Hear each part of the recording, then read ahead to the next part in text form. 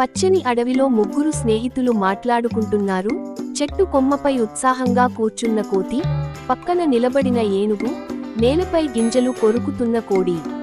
వాళ్లకు ఒక చిన్న ఇంటి దగ్గర నుంచి బిర్యానీ వాసన వస్తుంది. కోతి కిటికీలోంచి తొంగి చూస్తుంది. ఏనుగు బయట ఆగి ఉంటుంది. కోడి ఆసక్తిగా చూస్తుంది. కోతి కిచెన్ లోకి దూకి బిర్యానీ గిన్నె పట్టుకుంటుంది. కానీ పొరపాటున పంచదార సీసా కింద పడేసి పెద్ద శబ్దం చేస్తుంది. కోపంగా ఓ మనిషి లోపలికి వస్తాడు. కోతి వెంటనే కిటికీ నుంచి బయటికి దూకి బిర్యానీ తీసుకువస్తుంది. బయట ఏనుగు, కోడి ఆనందంగా హర్షం వ్యక్తం చేస్తాయి. పెద్ద చెట్టు కింద ముగ్గురు బిర్యానీతో కూర్చుని సంతోషంగా తింటారు.